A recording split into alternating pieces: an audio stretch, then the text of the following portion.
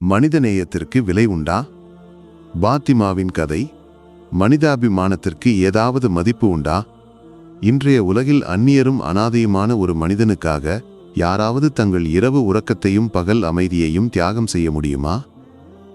ஒருவேளை யாராவது அப்படி செய்தால் அந்த நன்மைக்கு ஏதாவது பிரதிபலம் கிடைக்குமா? இது பாத்திமாவின் கதை. அனாதையும் ஆதரவற்றவருமான ஒரு நோயாளிடத்தில் தன் தந்தையின் உருவத்தை கண்டு அவருக்கு சேவை செய்ய தன்னால் முடிந்த அனைத்தையும் செய்த ஒரு செவிலியரின் கதை. அந்த நோயாளி யார், எங்கிருந்து வருகிறார் என்பது அவளுக்கு தெரியாது. ஆனால் சரியாக ஒரு மாதத்திற்கு பிறகு அந்த நோயாளியின் கோடீஸ்வர மகன் வெளிநாட்டிலிருந்து திரும்பி வந்தபோது அந்த அரசு மருத்துவமனையில் நிகழ்ந்தது பணத்திற்கும் மனிதாபிமானத்திற்கும் இடையிலான அனைத்து தடைகளையும் தகர்த்தெறிந்தது. வாருங்கள், பாத்திமாவின் இந்த தன்னலமற்ற சேவை மற்றும் அதன் நம்ப முடியாத விளைவின் கதையை நாம் அனுபவிப்போம். டெல்லியின் மிகப்பெரிய அரசு மருத்துவமனை. சேக்கானக்கார காற்றில் மருந்துகளின் வாசனையும் நோயாளிகளின் ஓலங்களும் மருத்துவர்கள் மற்றும் செவிலியர்களின் அவசர ஓட்டங்களும் கலந்திருந்தன. ஒவ்வொரு நாளும் வாழ்விற்கும் சாவிற்கும் இடையே போராட்டம் நடக்கும் ஒரு உலகமாக அது இருந்தது. அந்த போராட்டத்தின் ஒரு போராளிதான் பாத்திமா. 28 வயதான பாத்திமா கடந்த 5 ஆண்டுகளாக இந்த மருத்துவமனையின் பொது வார்டில் செவிலியராக பணியாற்றி வந்தார். அவள் ஒரு சிறிய கிராமத்திலிருந்து வந்தவள். அவளுடைய கனவுகளும் சிறியவை. வயதான பெற்றோரை கவனித்துக் கொள்ள வேண்டும், தம்பியின் படிப்பை முடிக்க உதவ வேண்டும், அவ்வளவுதான். பாத்திமாவை பொறுத்தவரை அவளுடைய வேலை ஒரு தொழில் மட்டுமல்ல, ஒரு சேவையும் கூட. மற்ற செவிலியர்களும் ஊழியர்களும் வேலையை ஒரு சுமையாக கருதி முடிக்கும்போது பாத்திமா ஒவ்வொரு நோயாளியின் வலியையும் தன் வலியாக கருதி அவர்களுக்கு பணிவிடை செய்தாள். அவளுடைய இந்த மென்மையான மற்றும் இரக்கமுள்ள குணத்தால் நோயாளிகள் அவளை அக்கா என்று அன்புடன் அழைத்தனர். ஆனால் மருத்துவமனை அமைப்பும் சில ஊழியர்களின் கடினமான நடத்தைகளும் பலப்போழும் அவளுடைய இதயத்தை வேதனிப்பிச்சு. குறிப்பாக அனாதையாக நோயாளிகள் வரும்போது. அனாதை நோயாளி, அதாவது இந்த உலகில் யாருமற்ற ஒரு மனிதன். பெயர், முகவரி, உறவினர்கள் என எதுவும் இல்லாதவர். அத்தகைய நோயாளிகள் பெரும்பாலும் மருத்துவமனையின் ஒரு மூலையில் உள்ள படுக்கையில் தள்ளப்படுவார்கள். அங்கே அவர்களுக்கு எந்த சிறப்பு கவனமும் கிடைக்காது. ஒரு மாதத்திற்கு முன்பு அப்படி ஒரு நோயாளி வந்திருந்தார். அவரை ஒரு பூங்காவின் ஜேயில் மயக்க நிலையில் போலீசார் கண்டெடுத்திருந்தனர். ஏறக்குறைய 70 வயது மதிக்கத்தக்க ஒரு முதியவர். உடைகள் மோசமாக இல்லையானால் நிலைமை மிகவும் மோசமாக இருந்தது. அவரை அடையாளம் காண உதவும் எதுவும் அவரிடம் இல்லை. மூளையில் ஏற்பட்ட இரத்த கசிவால் பிரெயின் ஹெமரேஜ். அவர் கோமா நிலையில் இருப்பதாக மருத்துவர்கள் கூறினர். அவர் பிழைப்பதற்கான வாய்ப்புகள் மிக குறைவு. அனாதை என கருதப்பட்டு வார்டின் கடைசி படுக்கையான 24ஆம் எண் படுக்கையில் அவர் அனுமதிக்கப்பட்டார். மற்ற அனைவருக்கும் அவர் பெட் நம்பர் 24 மட்டுமே. ஆனால் பாத்திமாவிற்கு அவர் ஒரு ஆதரவற்ற மனிதர். அந்த முதியவரின் சுருக்கங்கள் நிறைந்த முகத்தில்தான் கிராமத்தில் உள்ள தன் தந்தையின் ஒரு சாயலை அவள் கண்டாள். அன்றிலிருந்து பாத்திமா அந்த அனாதை நோயாளியின் பொறுப்பை தானே ஏற்றுக்கொண்டாள். யாருக்கும் அவர் பெயர் தெரியாததால் பாத்திமா தன் மனதில் அவரை பாபா, தந்தையே என்று அழைக்கத் தொடங்கினாள். பணி நேரம் முடிந்த பிறகும் மணிக்கணக்கில் அவள் பாபாவின் அருகில் அமர்ந்திருப்பாள். தினமும் அவரது உடலை துடைத்து விடுவாள், உடைகளை மாற்றிவிடுவாள், குழாய் மூலம் கொடுக்கப்படும் உணவின் விஷயத்தில் சிறப்பு கவனம் செலுத்துவாள். மற்ற ஊழியர்கள் கேட்பார்கள், ஏன் பாத்திமா நேரத்தை வீணாக்குகிறாய்? இவருக்கு யாருமில்லை, 2-4 நாள் விருந்தாளி போய்விடுவார். அப்போது பாத்திமா புன்னகையுடன் சொல்வாள், யாருமில்லை என்பதால் தானே நாம் இருக்கிறோம். ஒரு செவிலியரின் கடமை மருந்து கொடுப்பது மட்டுமல்ல, சேவை செய்வதும் தான். அவர் கோமாவில் இருந்தாலும் அவள் அடிக்கடி பாபாவிடம் பேசுவாள். அவரிடம் தன் கிராமத்து கதைகளை சொல்வாள், தன் அம்மாவை பற்றி சொல்வாள். சில சமயங்களில் புனித குரானின் வசனங்களை ஓதி காட்டுவாள். தன் குரல் அவரை சென்றடைவதாக அவள் உணர்ந்தாள். சில சமயங்களில் வீட்டிலிருந்து சூப் செய்து கொண்டு வந்து மருத்துவரின் அனுமதியுடன் அதை கொடுக்க முயற்சிப்பாள். தன் சிறிய சம்பளத்தில் பணத்தை சேமித்து பாபாவிற்காக ஒரு புதிய போர்வையையும் சில சுத்தமான ஆடைகளையும் அவள் வாங்கியிருந்தாள். ஒரு மாதம் முழுவதும் கடந்துவிட்டது. பாபாவின் நிலையில் எந்த முன்னேற்றமும் இல்லை. அவர் இன்னும் கோமாவில்தான் இருந்தார். சுவாசம் மட்டுமே நின்றிருக்கவில்லை, உடல் உயிரற்று கிடந்தது. இனி நம்பிக்கை வேண்டாம் என்று மூத்த மருத்துவர்கள் கூறத் தொடங்கினர். ஆனால் பாத்திமா நம்பிக்கையை இழக்கவில்லை. அவள் அதே அர்ப்பணிப்புடன் அவருக்கு சேவை செய்வதை தொடர்ந்தாள். அப்படி இருக்க ஒரு நாள் ஒரு அதிசயம் நடந்தது. அன்று காலை மருத்துவமனைக்கு வெளியே ஒரு பளபளக்கும் கருப்பு பென்ட்லி கார் வந்து நின்றது. அத்தகைய ஒரு வாகனம் அந்த அரசு மருத்துவமனை வளாகத்தில் ஒருவேளை அதுவே முதல் முறையாக இருந்திருக்கும். காரிலிருந்து ஒரு இளைஞன் இறங்கினான். ஏறக்குறைய 30 முதல் 32 வரை வயது இருக்கும். விலை உயர்ந்த இத்தாலிய சூட் அணிந்திருந்தான். அவன் கண்களில் கவலையும் பதற்றமும் தெளிவாக தெரிந்தன. அது ஆமீர் கான். லண்டனில் ஒரு பெரிய தொழிலதிபர், இந்தியாவின் முன்னணி தொழிலதிபர்களில் ஒருவர். அவன் ஓடி மருத்துவமனையின் வரவேற்பறைக்கு வந்தான். தொலைபேசியிலிருந்து ஒரு புகைப்படத்தை காட்டி கேட்டான், இந்த நபர் இங்கு அனுமதிக்கப்பட்டுள்ளாரா? இவர் பெயர் அப்துல் ரஹ்மான். கடந்த 1 மாதமாக இவரை காணவில்லை. வரவேற்பாளர் புகைப்படத்தை பார்த்து பதிவேட்டில் பெயரை தேடத் தொடங்கினார். இல்லை சார், இந்த பெயரில் எந்த நோயாளியும் இங்கு இல்லை. ஆமிரின் இதயம் உடைந்தது. கடந்த 1 மாதமாக அவன் தன் தந்தையை பைத்தியக்காரத்தனமாக தேடிக்கொண்டிருந்தான். அப்துல் ரஹ்மான் அவனது தந்தை ஒரு தன்மானமுள்ள மனிதர்.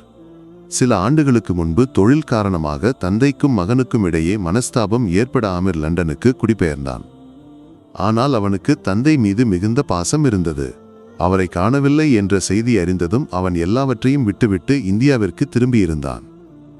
ஏமாற்றத்துடன் திரும்பத் தொடங்கிய போது ஒரு வார்டு பையன் அந்த புகைப்படத்தை பார்த்து சொன்னான், அடே சாகப், இந்த முகம் நன்கு பரிச்சயமாக இருக்கிறதே. இது எங்கள் வார்டில் 24ஆம் எண் படுக்கையில் இருக்கும் அனாதை பாபாதான். அனாதை, அந்த வார்த்தை ஆமிரின் காதுகளில் விஷம் போல துளைத்தது. என் தந்தையா அனாதை? அவன் கோபத்திலும் பதற்றத்திலும் வார்டு பையனின் பின்னால் ஓடினான். வார்டிற்குள் நுழைந்தபோது கடைசி படுக்கையில் தன் தந்தை கிடப்பதை கண்டான், இயந்திரங்களால் சூழப்பட்டு. அவரது இந்த நிலையை கண்டு ஆமிரின் நெஞ்சு பதறியது. எப்போதும் தன் பெருமைக்கும் கௌரவத்திற்கும் பெயர் பெற்ற அவனது தந்தை இன்று இந்த நிலையில் ஒரு அனாதையைப் போல கிடக்கிறார். அவன் கோபத்தில் மருத்துவர்களிடம் கத்தத் தொடங்க இருந்தபோது அவனது கவனம் ஒரு செவிலியர் மீது விழுந்தது.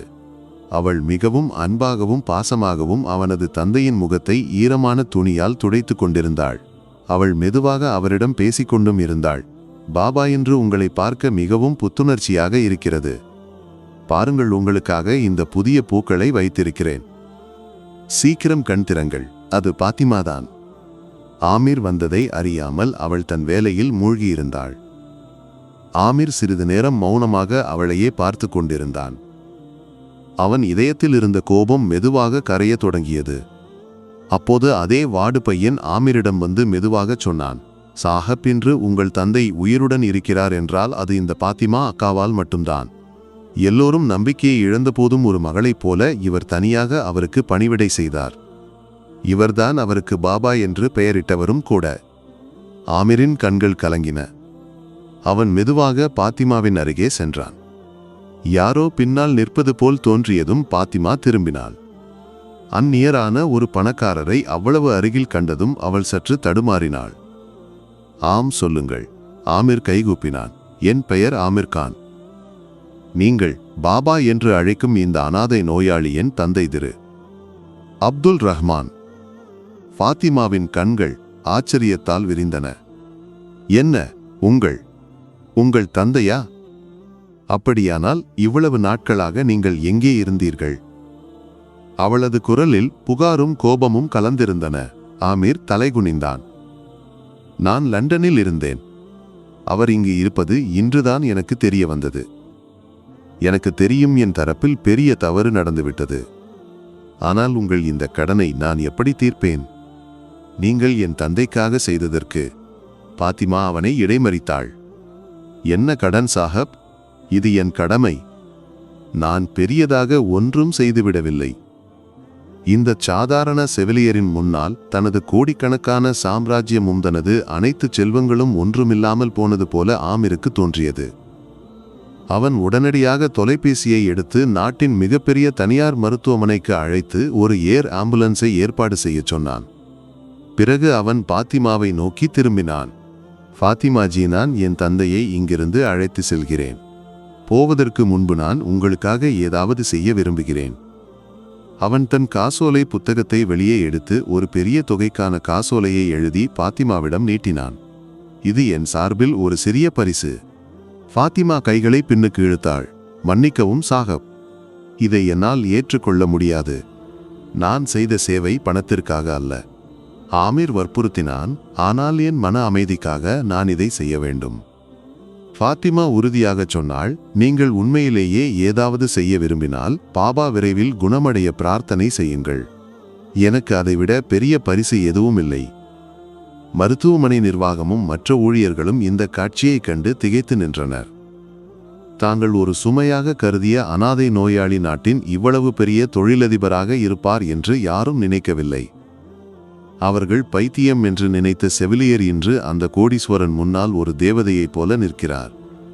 ஆமீர் பாத்திமாவின் இந்த தன்னலமற்ற தன்மைக்கு தலைவணங்கினான். அவன் சிறிது நேரம் யோசித்த பிறகு அங்கு கூடியிருந்த அனைவரையும் ஆச்சரியப்படுத்திய ஒரு முடிவை எடுத்தான்.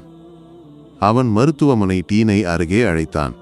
டீன் சாஹப், என் தந்தை திரு அப்துல் ரஹ்மானின் பெயரில் இந்த நகரத்தில் ஒரு சூப்பர் ஸ்பெஷாலிட்டி தர்ம மருத்துவமனையை கட்ட நான் விரும்புகிறேன். அங்கு அனைத்து ஏழைகளுக்கும் அனாதைகளுக்கும் இலவசமாக சிகிச்சை கிடைக்கும். அந்த மருத்துவமனையின் தலைமை அறங்காவலராகவும் தலைமை நிர்வாகியாகவும் பாத்திமாஜி இருக்க வேண்டும் என்பது என் ஆசை. இதை கேட்ட பாத்திமாவின் காலடியிலிருந்து மண் நழுவிச் சென்றது. நானா சாஹப்? நான் ஒரு சாதாரண செவிலியர். என்னால் எப்படி இவ்வளவு பெரிய பொறுப்பை நிறைவேற்ற முடியும்? ஆமீர் புன்னகைத்தான். பாத்திமாஜி எந்த உறவுமின்றி எந்த பிரதிபலமும் எதிர்பார்க்காமல் ஒருவருக்கு இவ்வளவு சேவை செய்யக்கூடிய ஒருவரால் உலகின் எந்த பெரிய பொறுப்பையும் ஏற்க முடியும். உங்கள் மனிதாபிமானம்தான் உங்கள் மிக பெரிய தகுதி. மேலும் உங்கள் மேற்படிப்பு மருத்துவமனை மேலாண்மை படிப்பு எல்லாம் வெளிநாட்டில் நடக்கும். அதன் செலவுகள் அனைத்தையும் கான் அறக்கட்டளை ஏற்கும். பாத்திமாவிற்கு பதிலளிக்க வார்த்தைகள் இல்லை. அவள் கண்களிலிருந்து கண்ணீர் வழிந்து கொண்டிருந்தது. சில மாதங்களுக்கு பிறகு அப்துல் ரஹ்மான் முழுமையாக நலம் பெற்றார். தந்தைக்கும் மகனுக்கும் இடையிலான இடைவெளியும் மறைந்தது. அவர்கள் பாத்திமாவை தங்கள் சொந்த மகளைப் போல ஏற்றுக்கொண்டனர். சில ஆண்டுகளுக்கு பிறகு நகரின் மையத்தில் அழகான அப்துல் ரஹ்மான் தர்ம மருத்துவமனை உயர்ந்து நின்றது. அதன் இயக்குநராக ஃபாத்திமா இருந்தார். அவள் அன்றும் அதே மென்மையுடனும் இரக்கத்துடனும் நோயாளிகளுக்கு பணிவிடை செய்தாள். ஆனால் இப்போது அவளுக்கு ஆயிரக்கணக்கான பாபாக்களுக்கும் அம்மாக்களுக்கும் சேவை செய்யும் பொறுப்புகள் இருந்தன. எனவே நண்பர்களே, இந்த கதை நமக்கு கற்பிப்பது என்னவென்றால், தன்னலமற்ற சேவை ஒருபோதும் வீண் போகாது. இறைவன் உங்கள் நன்மையை பார்க்கிறான். அவன் சரியான நேரத்தில் சரியான முறையில் அதன் பலனை நிச்சயம் தருவான். நீங்கள் கற்பனை செய்ய முடியாத அளவிற்கு தருவான்.